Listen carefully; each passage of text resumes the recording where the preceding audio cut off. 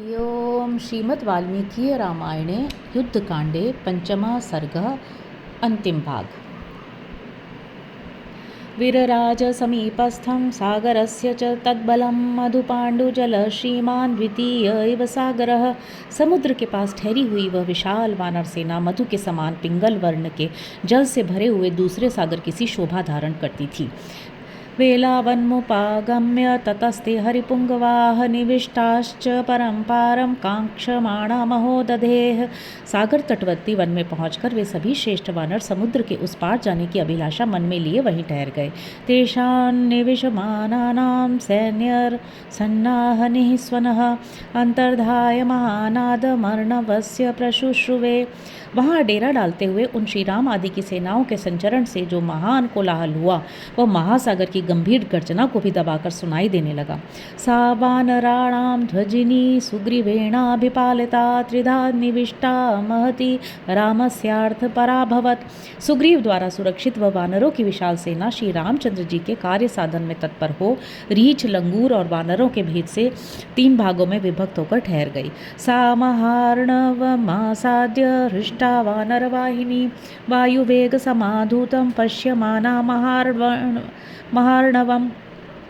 महासागर के तट पर पहुंचकर वह वानर सेना वायु की वेग से कंपित हुए समुद्र की शोभा देखती हुई बड़े हर्ष का अनुभव करती थी। दूरपारम संवादम रक्षोगण निषेवितं पश्यन्तो वरुणावासम निषेधुर्हरि यूथपाः।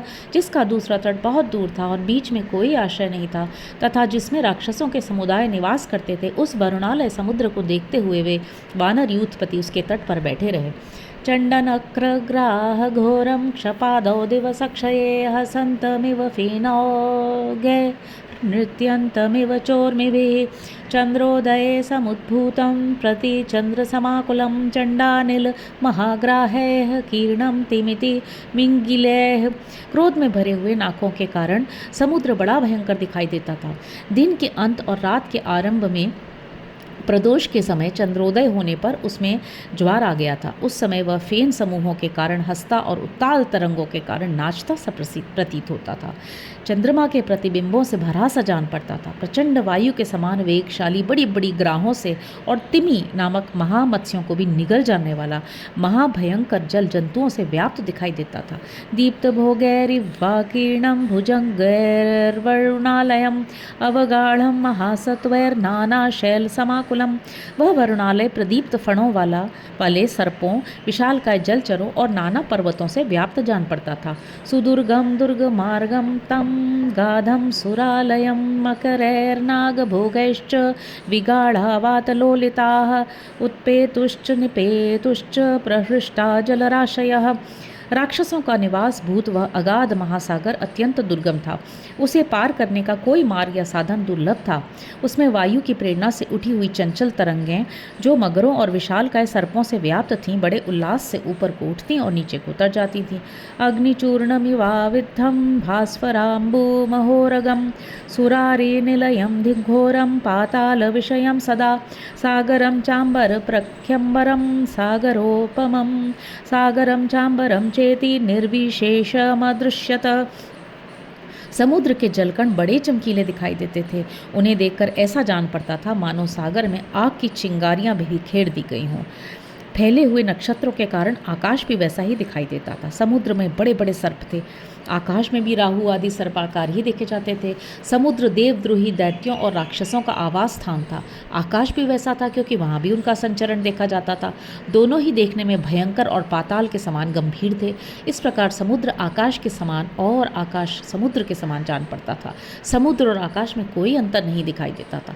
संपृक्तम नभसाप्यम्भः संपृक्तम च नभोम्भसा तादृग्रूपे स्म दृश्येते तारा रत्न समाकुले। जल आकाश से मिला हुआ था और आकाश जल से। आकाश में तारे छिटके हुए थे और समुद्र में मोती, इसलिए दोनों एक से दिखाई देते थे। समुत्पतित मेघस्य वीचिमालाकुलस्य च विशेषो न द्वयोरासीत् सागरस्याम्बरस्य च। आकाश में मेघों की घटा घिर आई थी और समुद्र तरंग मालाओं से व्याप्त हो रहा था। अतः समुद्र और आकाश दोनों में कोई अंतर नहीं रह गया था। अन्योन्यैरहताः सक्ताः सस्वनुर्भीमनिः स्वनाः ऊर्मयः सिन्धुराजस्य महाभैर्य इवाम्बरे। परस्पर टकराकर और सटकर सिंधुराज की लहरें आकाश में बजने वाली देवताओं की बड़ी बड़ी भेरियों के समान भयानक शब्द करती थी। रत्नौघ जल सन्नादम विषक्तमिव वायुना उत्पतंतमिव क्रुद्धम यादो गण समाकुलम। वायु से प्रेरित हो रत्नों को उछालने वाली जल की तरंगों के कलकल नाद से युक्त और जल जंतुओं से भरा हुआ समुद्र इस प्रकार ऊपर को उछल रहा था मानो रोष से भरा हुआ हो।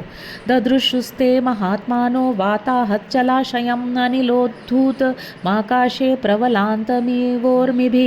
उन महामनस्वी वानर वीरों ने देखा समुद्र वायु के थपेड़े खाकर पवन की प्रेरणा से आकाश में ऊंचे उठकर उत्ताल तरंगों के द्वारा नृत्य सा कर रहा था। ततो विस्मय मापन्ना हरयो ददृशुः स्थिताः भ्रांतोर्मिजाल सन्नादम प्रलोलमिव सागरम। तदनंतर वहां खड़े हुए वानरों ने यह भी देखा कि चक्कर काटते हुए तरंग समूहों के कलकल नाद से युक्त महासागर अत्यंत चंचल सा हो गया है। यह देखकर उन्हें बड़ा आश्चर्य हुआ।